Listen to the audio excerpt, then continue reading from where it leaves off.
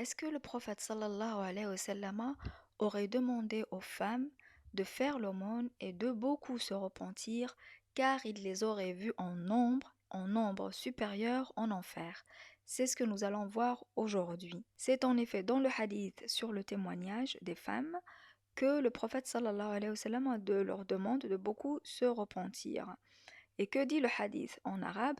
Ya ma'shara an-nisa tasaddaqna wa akthirna al-istighfar fa inni ra'aytukunna akthara ahli an-nar faqalat imra'atun minhunna wa ma lana ya rasulallah aktharu ahli an-nar qala tukthirna al-la'n wa takfurna al-'ashir wa ma ra'aytu min naqisati 'aqlin wa din aghlaba lidhi lubbin minkun.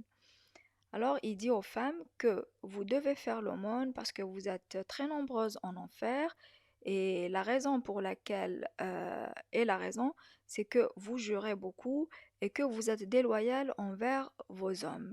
Et il leur dit que je n'ai pas vu d'être moins inférieur en discernement et en piété capable d'influencer ou de capable de manipuler ou de tourner la tête à l'homme le plus clairvoyant.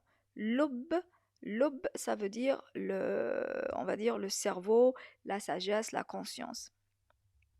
Donc on va prendre ce hadith élément par élément, élément par élément. La première chose, c'est que le premier problème avec ce hadith, c'est que le prophète sallallahu alayhi wa sallam donc aurait vu que les personnes les plus nombreuses en enfer sont uniquement les femmes qui jurent et qui sont déloyales envers leurs hommes. Donc on va voir est-ce que ça colle à la réalité, est-ce que ça colle à la réalité et est-ce que ça colle aux faits. Donc le prophète aurait laissé les personnes, les enfants, les personnes qui volent les pays et les terres, qui volent les terres, les personnes qui pratiquent l'injustice dans tous les domaines et à toutes les échelles. Il aurait laissé toutes ces personnes-là qui font le mal sur terre et il aurait vu que ce sont les femmes qui jurent, c'est-à-dire qui ne disent pas toujours des bonnes paroles ou qui parlent d'autres femmes, qui sont en nombre en enfer. Donc toute la sagesse du prophète sallallahu alayhi wa sallam en tant que messager de Dieu, c'est ce qu'elle lui a fait dire. Donc, à se poser la question, est-ce que c'est vraiment plus grave d'aller violer un enfant ou de être déloyal envers son époux? Et par ailleurs, quand on va dans les faits, est-ce que dans les sociétés musulmanes, est-ce que dans les couples musulmans, la femme est déloyale envers son mari? Est-ce que c'est vraiment ce qui se passe? Est-ce que la femme musulmane pratiquante est déloyale envers son mari? Non, non, ce n'est pas vrai. Le hadith contredit la réalité. Il ne décrit pas la réalité. Il contredit la réalité. Parce que dans tous les couples musulmans, surtout traditionnels, de nos parents et de nos grands-parents, les femmes, elles sont capables de tout supporter pour leurs enfants, pour garder le foyer. Elles peuvent supporter 20 ans, 40 ans de mariage parfois très difficile pour, pour sauvegarder la tranquillité de leurs enfants. Et donc ce hadith, il vient nous dire que oui, les femmes, elles sont en nombre en enfer parce qu'elles sont déloyales envers leur mari. Donc, déloyale envers mari, takfur al-ashir, ça veut dire c'est la femme qui ne dit jamais merci. Et bien sûr, les interprètes, quand on va voir sur Internet, ils vous disent oui, c'est la femme qui n'est jamais contente. Ça veut dire que la femme musulmane, globalement et de façon absolue, elle est jamais contente, elle est toujours déloyale envers son mari, elle dit jamais merci. C'est faux. C'est faux. Donc ce hadith, il nous décrit quelque chose de faux. Maintenant, est-ce que la situation a changé? Si, la situation a changé dans les couples musulmans. Maintenant, les gens se divorcent beaucoup plus facilement. Maintenant, les femmes, elles ne sont pas aussi patientes qu'avant. Maintenant, les femmes, elles ne sont pas parfois toujours loyales, c'est vrai. Mais ce n'est pas la nature de la femme musulmane, non. c'est que maintenant, ou bien les femmes subissent et qu'elles ont les moyens de ne pas supporter l'injustice dans le foyer familial, ou bien parfois, effectivement, elles n'ont pas, elles n'ont pas la sagesse de bien gérer le foyer familial. Et elles divorcent, ou bien elles se comportent mal avec le mari. Donc ça, c'est en ce qui concerne la première partie de ce hadith et qui fait de ce hadith un hadith irrecevable. Parce qu'il est non seulement euh, contradictoire, il contredit les faits, la réalité que nous observons en tant que musulmans, mais en plus il est superficiel et futile. Et c'est ce que nous allons voir en continuant. Quand le prophète sallallahu alayhi wa sallam a dit qu'il n'a pas vu d'être moins inférieur en discernement et en piété, plus capable de manipuler ou d'influencer l'homme le plus clairvoyant. Et quand la femme lui demande c'est quoi le manque de discernement et de piété, c'est là qu'il répond le manque de discernement, c'est le fait que que le témoignage de la femme vaut la moitié de celui d'un homme, ce dont j'ai parlé dans le podcast précédent, je vous mets le lien. Ou bien, et le manque de piété, c'est le fait que la femme ne puisse pas jeûner et ne puisse pas prier certains jours du mois. Donc pour le discernement, pour le aql, j'en ai parlé dans le podcast précédent, on ne va pas y revenir, mais pour le manque de piété, là on va s'arrêter sur ça, parce que ça nous prouve encore plus à quel point ce hadith, il est irrecevable. Il est irrecevable et on refuse que le prophète sallallahu alayhi wa sallam aurait pu dire ça, même si tous les commentateurs disent l'inverse. Maintenant, que dit ce hadith? Il nous dit que donc, le prophète aurait répondu à cette femme, il lui dit que les femmes manqueraient de piété parce que pendant, euh, pendant quelques jours du mois, elles ne peuvent pas prier, elles ne peuvent pas jeûner. Donc, qu'est-ce que le prophète sallallahu alayhi wa sallam m'apprend ici? Est-ce qu'il m'apprend quelque chose de nouveau? Il me dit, oui, toi, musulmane, tu manques de piété parce que tu ne peux pas prier, tu ne peux pas jeûner. Ok, le prophète, qu'est-ce que tu m'apprends? Rien. Ce hadith ne m'apprend rien. C'est comme si je disais dans la mer il pleut, dans la mer il y a de l'eau, dans la rivière il y a de l'eau. C'est ça. Il ne m'apprend rien sur le rapport de la femme à la religion ou sur le degré de piété. Parce que c'est très simple, ces informations sont complètement inutiles et futiles. Et bien sûr, pour, euh, pour essayer de donner un peu de... Mais bien sûr, qu'est-ce qu'ils vont vous dire? Ils vont vous dire, mais non, le prophète sallallahu alayhi wa sallam, il a dit ce hadith. Seulement, ce sont les hommes qui l'ont mal interprété. Premièrement, c'est pas les hommes qui l'ont interprété, c'est les religieux. C'est les religieux qui ont mis cette image misogyne dans la tête des hommes de sorte que l'homme musulman ne peut pas se comporter normalement avec la femme. Est-ce que c'est le cas de tous les hommes? Non, mais beaucoup d'hommes ont ces images misogynes. Et quand je parle comme ça, je ne parle pas d'une perspective féministe, ni féministe islamique, ni féministe laïque. Moi, mon propos, c'est le Coran et la parole du prophète sallallahu alayhi wa sallam et surtout toutes les sottises qu'on lui fait dire et qui ne peuvent pas être, qu'on ne peut pas lui attribuer. Donc, si vous m'avez suivi, le problème avec ce hadith, c'est que le prophète ne m'apprend rien. Alors, pourquoi aurait-il dit un hadith pareil? Pourquoi est-ce qu'il aurait dit que les femmes sont nombreuses en enfer juste parce qu'elles jurent, ou juste parce qu'elles disent pas des bonnes paroles, ou juste parce qu'elles sont déloyales envers leur mari, alors que les femmes musulmanes sont loyales envers leur mari?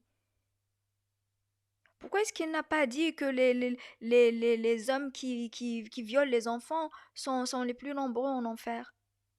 Pourquoi il n'a pas dit que les dirigeants qui violent les pays et les cultures des gens et les terres des gens comme on voit maintenant et qui massacrent les enfants sont les plus nombreux, comme le dit le Coran. Je veux dire, mais comment le prophète, avec toute sa sagesse, aurait pu dire de telles paroles? Que oui, toi, la femme, tu vas finir en enfer parce que tu es déloyale à ton mari, parce que t'as pas dit merci. Mais non, le prophète, il aurait pas pu dire ça. Et ça n'apparaît nulle part dans le Coran. Ça n'apparaît nulle part dans le Coran. Et le plus gros problème encore avec ce hadith, c'est que nous avons des prédicatrices comme cette prédicatrice, Haïfa Younes, qui est médecin, qui est médecin. Elle est très influente aux États-Unis, elle est très influente dans le monde arabe, et qui nous dit, mais non, on ne dit pas que le prophète n'a pas dit ça, parce que bien sûr, elle vient du bagage salafiste, elle aussi. On ne dit pas que le prophète n'a pas dit ça, on dit seulement qu'il ne faut pas utiliser ce hadith avec une perspective misogyne. Mais ce hadith, il est misogyne. Il est misogyne, ce hadith. Pourquoi? Parce qu'il ne vient pas du prophète. Parce que celui qui a mis ce hadith dans Al-Bukhari, ou bien Al-Bukhari il est misogyne, ou bien celui qui a mis ce hadith dans Al-Bukhari il est misogyne. Et qu'on vienne pas me dire oui, on est sûr de ceux qui ont tout écrit dans Al-Bukhari, qu'on vienne pas me dire ça. Parce que si maintenant avec Internet et les ordinateurs on falsifie tout, donc même avec les écrits, on aurait pu tout falsifier beaucoup plus que ça. Maintenant, Maintenant, ce qu'on ne peut pas dire du Coran, parce que le Coran, on peut vérifier en le lisant que c'est pas la parole des êtres humains. Il y a des concordances, il y a des choses dingues qu'on ne peut pas imaginer que c'est que c'est l'homme qui a fait ça. Il y a une sagesse, il y a une cohérence, il y a un système dans le Coran qui n'est pas le fruit de la main de l'homme. Mais là, on voit bien que c'est un taré qui a écrit ce hadith. C'est un misogyne. Et les gens, ils vous disent, oui, mais ce hadith, c'est la sagesse du prophète. Le prophète, il a dit, c'est-à-dire, méfiez-vous des femmes. Les femmes sont manipulatrices. Est-ce que les femmes sont manipulatrices? Oui, parfois elles peuvent l'être. Est-ce que les femmes ont cette propension à propager la discorde et la fitna? Oui, c'est ce que nous voyons maintenant dans Instagram, dans les réseaux sociaux, dans TikTok. Bon, moi, j'ai pas TikTok, mais je vois parfois des images de TikTok. Je suis affolée quand je vois ce que les femmes font de leur corps juste pour l'argent. Et on sait à quel point les hommes sont influencés par, euh, par l'image de la femme maintenant qui circule sur Internet. Ils sont influencés très négativement. Comment ça influence les couples, comment ça influence la vie de famille, tout ça. Et donc la femme, oui, elle peut très bien être une fitna. Mais ça, ce problème-là, Dieu, il en parle dans le Coran. C'est-à-dire que même la fille voilée qui porte une robe serrée, qui va sur les réseaux sociaux et qui me dit, moi je suis voilée, mais voilà, regardez-moi à quel point je suis cute, ben non, je lui dis, tu appliques pas ce qu'il y a dans le Coran, parce que Dieu te dit, votre zina, vous n'allez pas tenter tous les hommes de la planète. Vous n'allez pas tenter tous les hommes de la planète. Et parfois, c'est même pas le fait de porter le voile ou pas, c'est le comportement, c'est la gestuelle, comment dirais-je, le langage du corps des Instagrammeuses qui est problématique. Ce n'est pas le fait de porter le voile ou pas.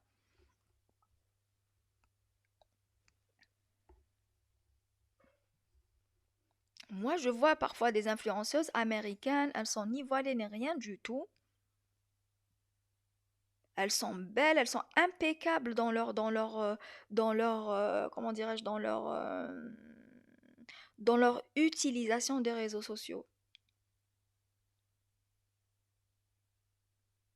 Elles sont là, elles diffusent leur message de façon très professionnelle, et puis je ferme, et puis je vais à autre chose. Mais ça, c'est pas le cas des filles voilées, non, sur Internet. Ben, quand on fait un compte et puis on utilise son image pour vendre des produits, ça c'est pas l'islam. C'est pas l'islam. L'islam il te dit pas d'utiliser ton image pour vendre des produits. Sauf que les femmes maintenant elles sont obsédées par l'idée de la réussite financière.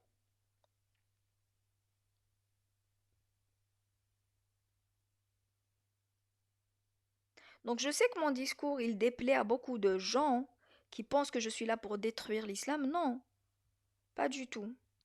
Moi j'aurais pu rester tranquille, ça m'intéresse pas les réseaux sociaux, c'est pas mon délire.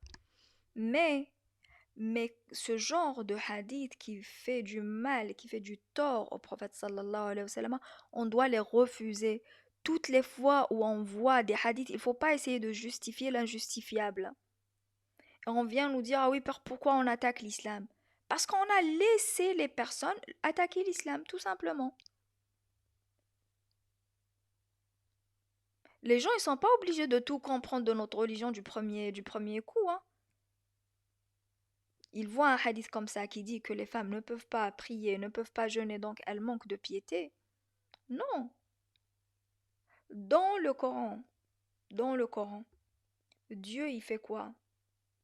Il consacre toute une sourate qui symbolise la piété à une femme, Marie, Mariam. Mariam, c'est le symbole de la piété, c'est le symbole de la pureté, c'est le symbole de la soumission à Dieu. C'est une femme.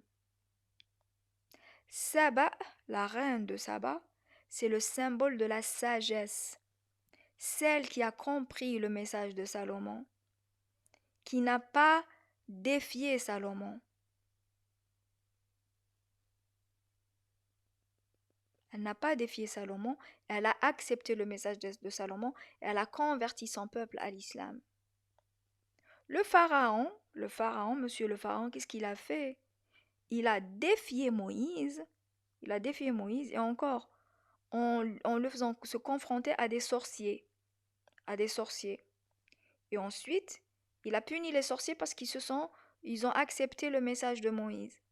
Ensuite, il a précipité sa destruction parce qu'il n'a pas accepté le message de Dieu. Donc là où la reine de Saba a agi avec sagesse, le pharaon, il a agi avec stupidité. Comme nous avons l'exemple, par exemple, de la femme du ministre d'Égypte qui a tenté Joseph. De sorte que Joseph a demandé à Dieu de le sauver parce qu'il n'aurait pas pu. Il a dit à Dieu, je suis prêt, je suis sur le point, mon Dieu, de faillir, mon Dieu, je suis sur le point de te désobéir si tu ne me sors pas d'ici. Et donc Dieu l'a enfermé pour le protéger et puis par ailleurs pour le préparer à la délivrance par la suite. Il faut pas, le message de ce podcast, c'est qu'il ne faut pas accepter les hadiths qui font du tort au prophète. Sous prétexte parce que tu as le titre de musulman ou de musulmane, parce que tout le monde dit ça. Et que voilà, je porte le voile, je porte le qamis, c'est bon, j'ai compris, j'ai fait, je suis pratiquant. Et que tous ceux qui critiquent l'islam détestent l'islam. Non, c'est juste qu'ils n'ont pas compris ce genre de hadith.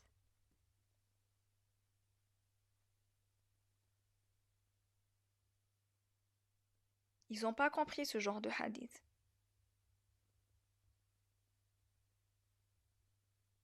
Voilà, moi je n'ai aucun agenda caché, rien du tout. Euh, j'ai juste J'ai juste sur le cœur de dire, euh, de dire ce qui me semble juste envers le prophète sallallahu alayhi wa sallam.